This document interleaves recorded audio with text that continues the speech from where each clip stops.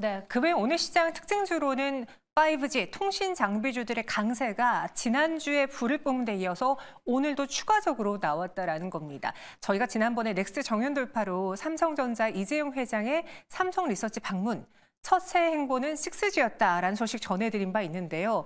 오늘도 또 새로운 뉴스가 나오면서 이 6G에 힘을 더하는 삼성전자, 과연 그 속내는 무엇일까? 많은 분들이 궁금해하실 것 같습니다. 실제로 삼성전자의 경우에는요, 세계 최초로 5G 통신 기술을 상용화에 성공한 바가 있습니다. 그렇다면 이 시장에 삼성전자가 꽉 잡고 있겠구나라고 유추할 수 있는데 실상은 그렇지 않아요. 5G 통신 장비 시장의 주도권은 오히려 차지하지 못했습니다. 2021년 기준으로 전 세계 5G 통신 장비 시장 순위를 보시면 세 손가락 안에 들지 않고요. 삼성전자는 5위에 있습니다. 에릭슨, 노키아, 화웨이, ZTE, 그다음에 삼성전자의 파이고요. 지금까지 놓고 봤을 때 이 5G 시장은 화웨이가 선도하고 있다라고 봐도 과언이 아니죠.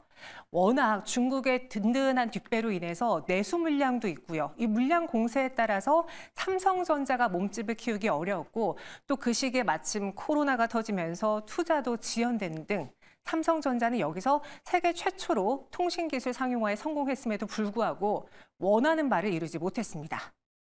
그래서 이재용 회장이 이번에는 6G를 선점하겠다, 표준화 주도권을 잡겠다라는 포부를 밝힌 겁니다. 다음 장 보실까요?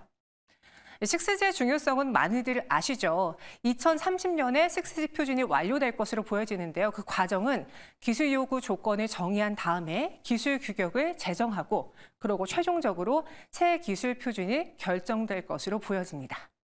그런데 여기서 보시면요. 3GPP라는 좀 생소한 단어가 보이는데 이게 이동통신 규격 개발하는 표준화 기구고요. 이 기구 안에서 업계 최다 의장석을 보유하고 있는 곳이 삼성전자입니다. 다시 말해서 이 6G 시장을 초기부터 우리가 들어가서 우리가 원하는 유리한 방향으로 규격을 만들어내겠다, 표준화의 주도권을 잡겠다라는 게 삼성전자의 목표고요. 2030년에 어느 정도 상용화가 될 것으로 보여집니다. 그럼 왜 5G를 놓친 삼성전자가 이 6G에 이렇게도 노력을 하느냐? 다음 장 보실게요. 6G는 지난번에도 말씀드린 것처럼 꿈의 기술입니다. 아직까지 구현되진 않았지만 최고 속도가 1초당 초당 1테라비트에 달할 것으로 보여지고요. 이론상으로는 5G 최고 속도 대비 무려 50배나 빠릅니다. 125GB 용량의 영화를 단 1초 만에 받을 수 있는 게 6G죠. 단순히 속도만 빨라진다고 좋아질까요? 아닙니다. 우리가 아는 자율주행 AI, 이러한 첨단 기술을 구현하기 위해서는 MMA 웨이브, 6G가 무조건 수반되어야지만 현실화가 가능한 겁니다. 2023년의 경우에는 51억 달러의 6G 시장 규모는요, 향후 2030년에 402억 달러에 육박할 것으로 추정되고 있고요. 연평균 34.2% 성장이 예정되고 있습니다. 그래서 오늘 시장에서 또 통신 장비주들이 움직였습니다. 다음 장 보실까요? 종가 보시면요. 라이트론의 경우에는 2,345원, 에스테크는 상한가로 마감하면서 2,615원의 장을 마쳤고 그 외 오이솔루션과 KMW, RFAICC까지 상승으로 장을 마쳤습니다. 이화진 과장님, 저희가 지난주에도 사실 한번 삼성전자 이재용 회장의 행보에 대해서 이야기하면서 통신장비주 점검해 봤는데 많은 분들이 단기 이벤트일 것이다라고 예측을 하셨어요. 근데 오늘 장에도 추가적으로 상승을 했거든요. 어떻게 봐야 될지요? 항상 이런 투심에 대한 신뢰성이 좀 굉장히 중요하다고 보고는 있지만은 물론 이재용 회장님이 말씀하신 것처럼 사실 6G 굉장히 중요합니다. 왜냐하면은 자율주행 AI 로봇 시장이 이제 점차적으로 커지면서 그에 대한 필요성에 대한 부분이 6G에 굉장히 중요한데 이게 한 예로 최근에 구글에 있는 웨이모 이제 자율주행 택시 같은 경우가 실제로 샌프란시스코에서 테스트를 하는데 축제 기간에 그 기간에 움직이다가 그만큼 그게 5G에 대한 이게 그 속도가 감당을 못해가지고 차가 멈춰버리는 흔적이 있습니다. 결국에는 이런 향후에 이제 로봇이나 AI나 도심 모빌리티와 같은 유행 같은 경우가 이게 상용화되기 위해서는 그만큼 6G에 대한 기술 개발이 좀 빠른 시일 내에 나와줘야 되는 흐름이 아닐까라고 생각을 하고 있기 때문에 어떻게 보면은 이제 한 2, 3년간의 그 오랜 기간에 좀 조정이 나왔었는데 어떻게 보면은 이게 올해 내에는 충분히 제가 봤을 때는 이게 반등의 자리는 나올 수 있을 것으로 보이고 있습니다. 물론 오늘 같은 경우는 단순하게 삼성전자에서 얘기가 나왔기 때문에 좀 반등이 나왔던 측면이라면은 결국에는 6G에 대한 이제 표준화나 이런 수주 모멘텀이 본격적으로 나오는 시점이 나와야 좀 시장에서는 좀 반등이 나오지 않을까라고 생각을 하고 있기 때문에 아까도 나왔던 표 중에서도 특히 뭐 화웨이나 그만큼 북미에서도 견제를 하면서도 그만큼 내수 시장에서 꽉 잡고 있는 화웨이나 이런 기술적인 차이가 얼마만큼 많이 격차를 줄이느냐 여부가 좀 중요하지 않을까라고 생각을 하고 있기 때문에 만약에 추세적인 반전이 크게 나오려면은 조금 더 에이스테크 말고라도 뭐 KNW나 전반적인 우리나라 장비 업체들에 대한 수주 모멘텀이 하나둘씩은 좀 나아져야 좀 찐바닥이 나오지 않을까 좀 생각을 하고 있습니다. 네, 찐 바닥이 그때쯤 나올 것이다. 실제로 통신 장비주로 갖고 계신 분들은요, 지난번에 5G 열풍이 불었을 때 이후로 몇 년째 물려 계신 분들이 많습니다. 시가총액도 크게 줄어들었고요. 그런데 연평균 34% 이 시장이 상승한다라고 하고 또 6G가 이루어져야지만 우리가 원하는 최종 목적 자율주행 AI 로봇이 가능하다라고 하면은 백인연맨이죠. 얼추 통신 장비주들의 정말 최악의 암흑의 시기는 지난 거 아닌가라는 생각도 드는데요. 과거랑 좀 비교해 보자면은 어떻습니까?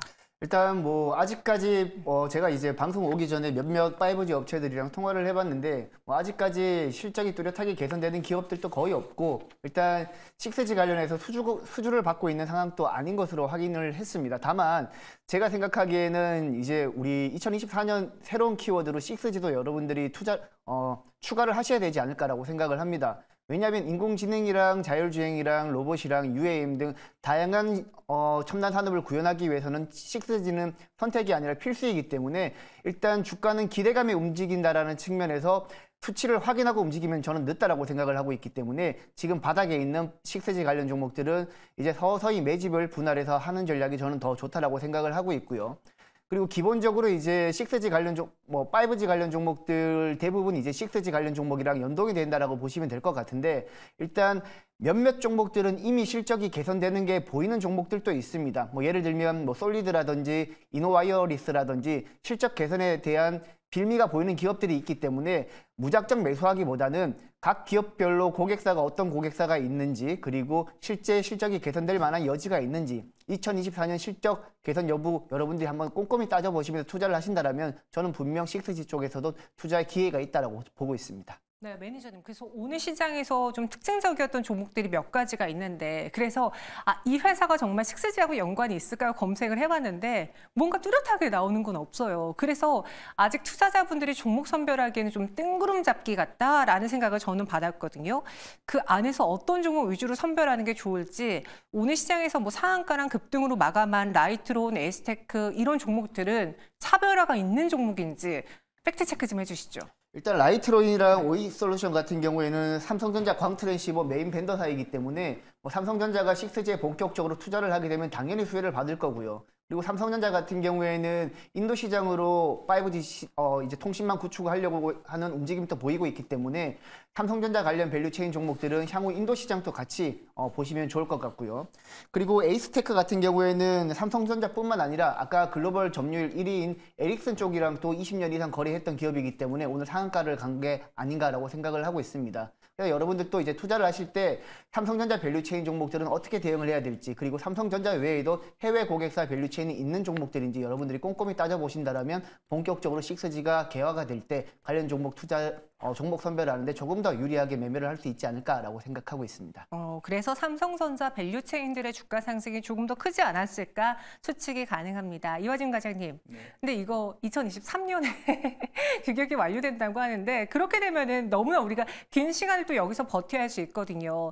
짧게, 중기, 길게 이렇게 좀 나눠서 봤을 때는 현재 구간 어떤 전략이 수익률을 극대화하기 좋은지 또 M&A 이야기를 또 있던데 이화진 과장님은 주요 키워드로 어떤 걸 보고 계신지요?